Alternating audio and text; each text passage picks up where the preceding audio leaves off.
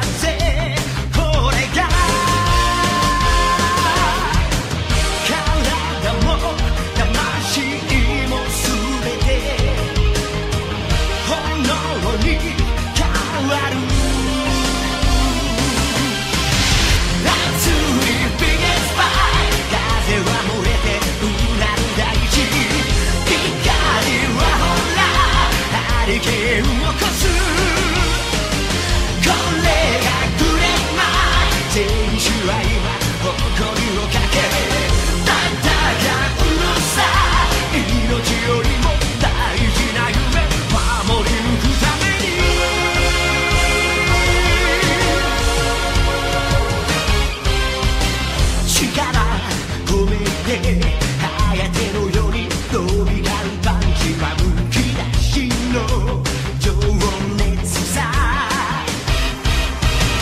加速つけて爆発する史上最強のパワーだぜこれが確かな永遠の勝利その手にするため熱いビー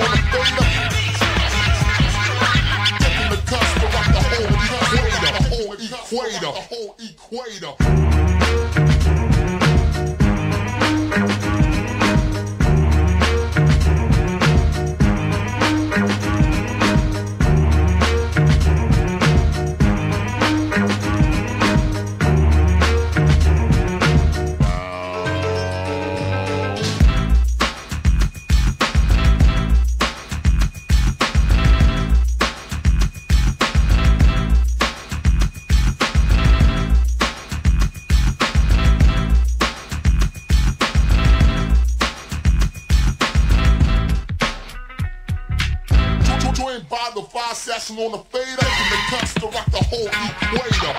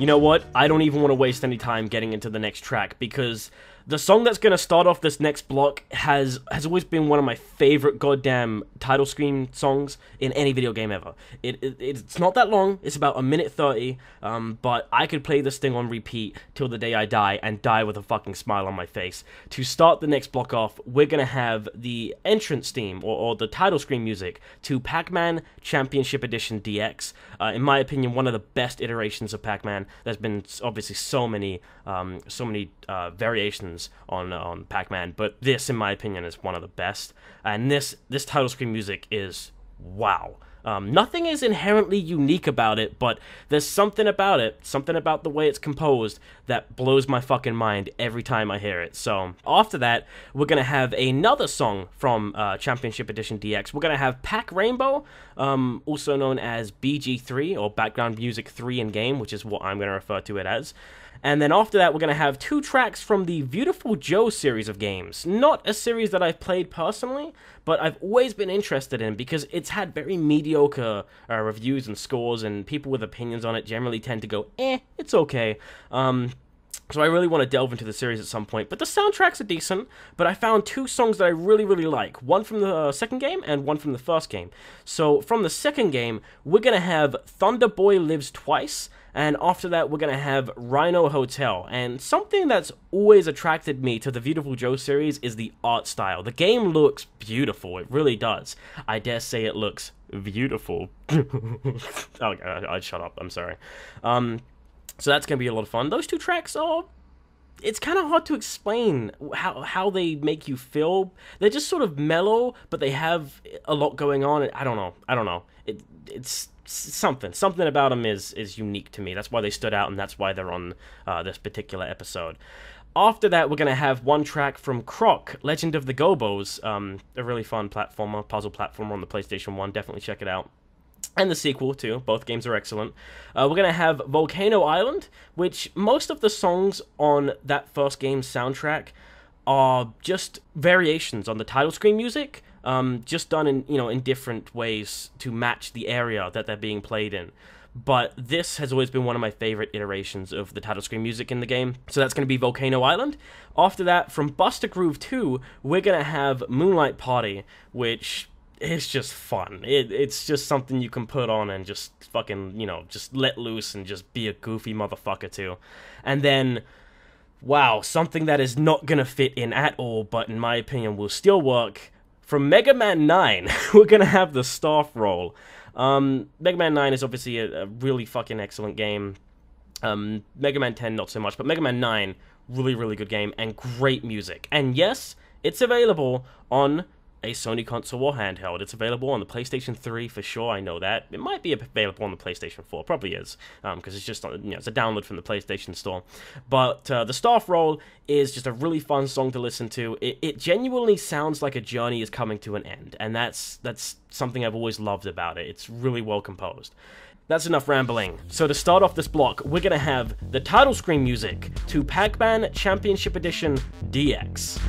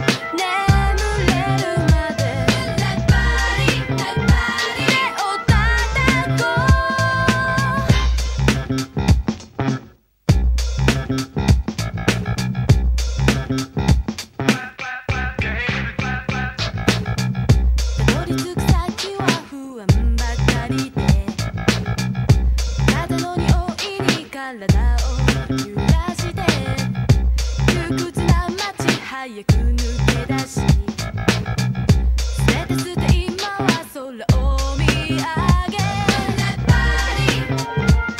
用意しれましょう雲の中で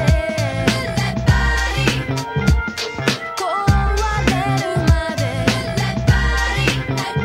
手を叩こう Ladies in the house, the ladies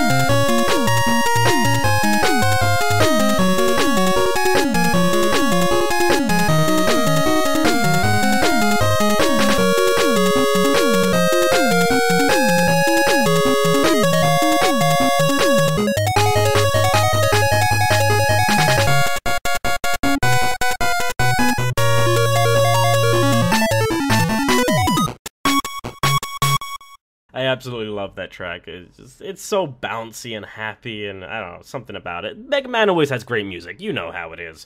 Anyway, that was a fun little block. Definitely different to what I've done before. I don't think I could really... I never thought I could really put those kinds of tracks all together and make it work, but I did my best, so I hope that was an enjoyable listening experience.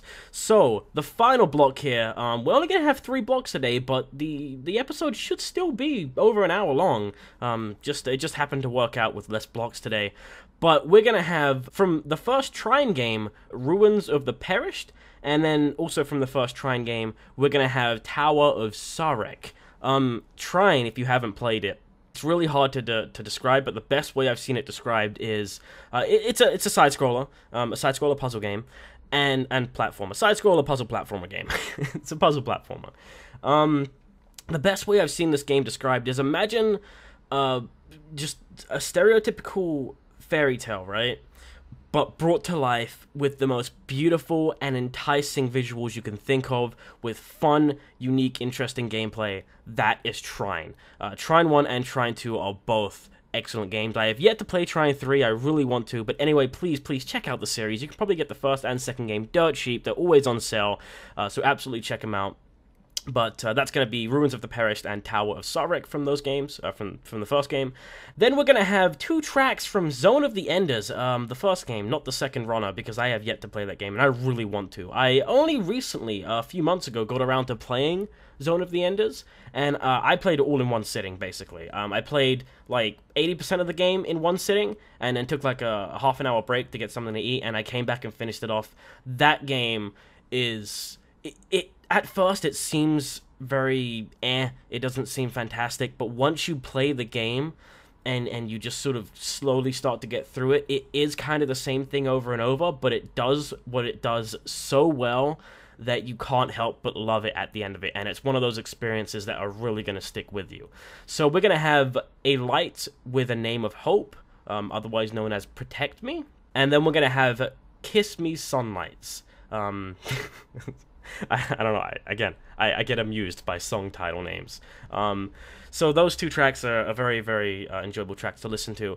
And then to finish off the podcast, we're going to have Take That from Uncharted 2, which, again, it's with an exclamation point. I don't know where they come up with this shit, but it just amuses me. It really makes me giggle. And then finally, we're going to have Nate's Theme 2.0, the most iconic track, or the title screen music from Uncharted 2. That's going to finish off the podcast. I've been that Craig Fellow. If you have any requests for future podcasts, please leave them in the comments below or tweet them at me, at that Craig Fellow. That's one whole word, and I'll get back to you as soon as I can. But this has been PlayStation Episode 2. Thanks for listening.